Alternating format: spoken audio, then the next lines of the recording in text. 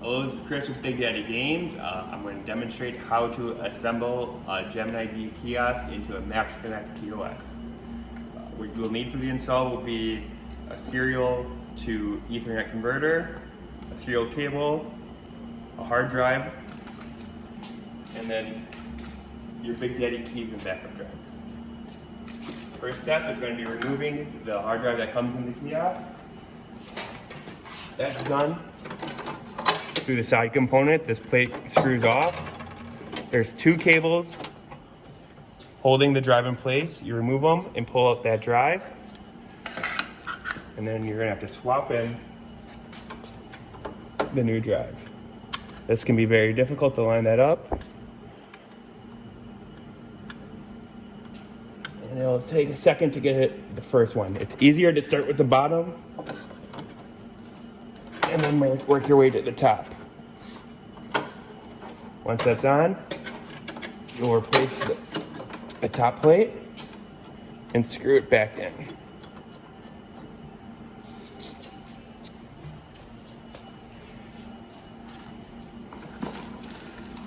And then install the serial to Ethernet converter, also known as the D-Tech. This comes with a power source and the conversion box.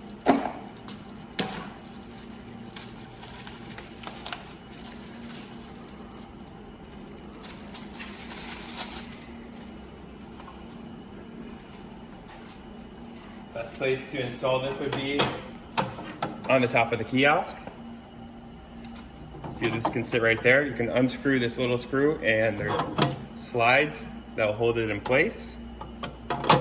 For the demo, I'll just set it on top and we'll run the power cable.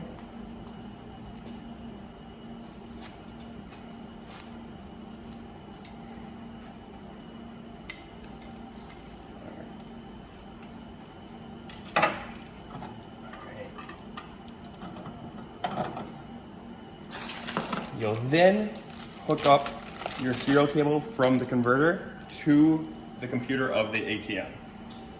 It is important that this cable plugs into COM2 in your computer. COM2 is the only COM that's going to recognize this. If it goes into a different one, your games will not go online.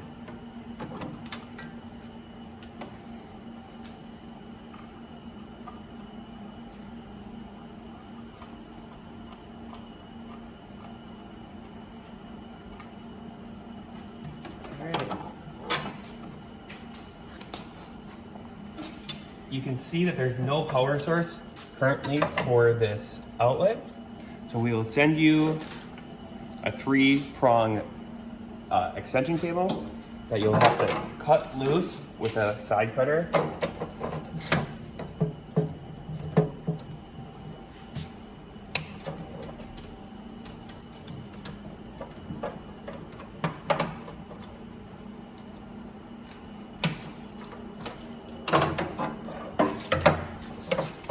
This will be the power exiting the kiosk, going into your source. So you'll plug that into the extension. And then your kiosk power, which goes to the main power source inside, will be plugged in. And then you'll have room for your cable. It's always wise to keep things tidy so nothing gets pulled.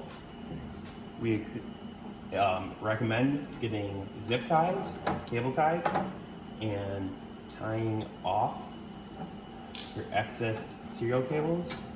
And they can loop and be tucked up top as demoed.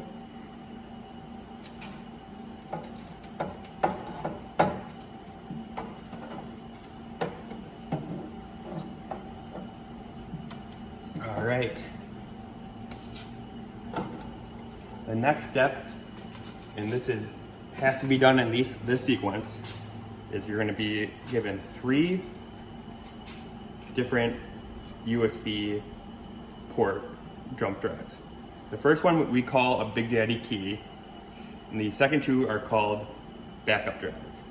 It's very important that the Big Daddy key gets plugged in first before the kiosk gets powered on.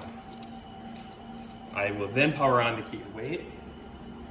You will see that this machine is a ATM grade Genmega kiosk. It has 3 cassettes.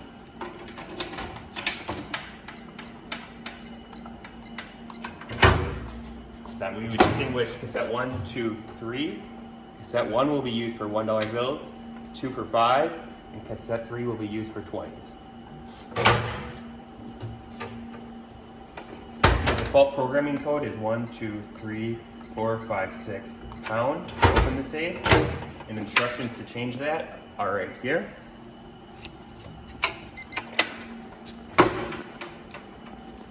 We're getting the message it is out of paper as we haven't loaded the roll. To open up the programming settings, you have the icons in the left-hand corner. You go left, right, left, right, left. And the default pin to open up the operator settings are 1, 2, 3, 4, enter. From here, you have your fill screen, which is where you're going to load your cassette your total dollar amounts. Your config screen is where you're going to name the location to print onto your reports. Your report is going to be your ATM current cassettes. You'll have your power options. This will be to change the pin from 1, 2, 3, 4 to whatever you desire. Your location pin, if you choose to give your bar manager access to some of the reporting. Your attendant pin will give attendants access to print vouchers, and then your POS. Your POS,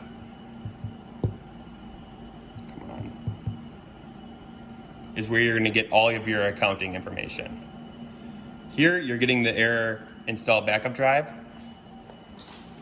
which is where you're now, after this is powered on, you will install your 2 backup drives.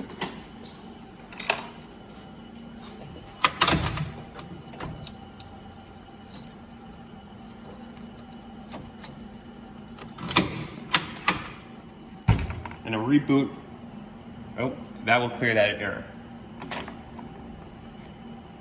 Operator then is where you will come in and see all of your game books. As this is a new kiosk, they're all cleared out at 0, but this will give you a full collection report. Here you can collect a location instantaneously when you press collection report. And you can also print your previous collections. And the locations tab is where you'll get a full voucher history of all of the past 200 redemptions. Here you will see your games, so game 1 through 5. The game count can be changed in the admin page 1 screen, but this will tell you if a game is online or offline. If it says offline, that means it's not connected to the MaxConnect board. When it comes online, it will change from that dull yellow to a brightened yellow, and you'll get your current game status. I will plug in an iConnect board to the kiosk to demonstrate. Good. All right. I'm going to demonstrate how to load the paper and then how to connect the game from the kiosk to a game. Paper roll that comes with it comes out on the slider. This has to be loaded backwards, tucked underneath both bars. The second bar is to keep pressure on the roll, and it comes underneath. You bring it up the chute, and you'll get a test print OK.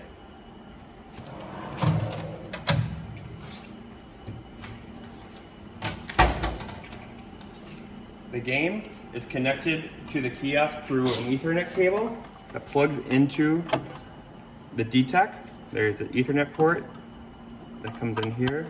We ran it out the top and into one of our Buffalo games, into what we call a MaxConnect board. The MaxConnect board has an in and an out. These are irreversible. It can be plugged into either. And then this would be daisy chained to the next game in a location. We'll demonstrate. There we go. We'll demonstrate the credit. $20 going in. That will come up.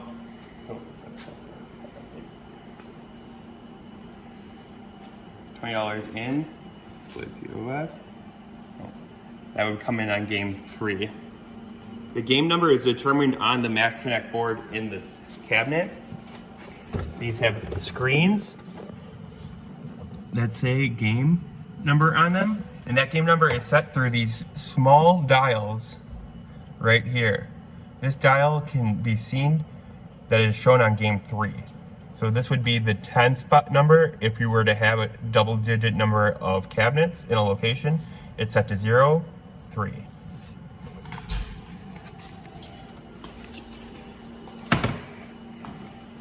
Admin.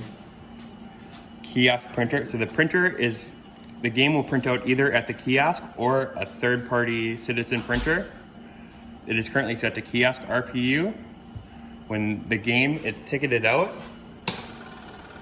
the customer will get a voucher with their ticket information. That would be redeemed here if we had money in the cassettes. I did not load the cassettes, so it's telling me that there is an error. If that were to happen, the customer would press get cash, redeem ticket.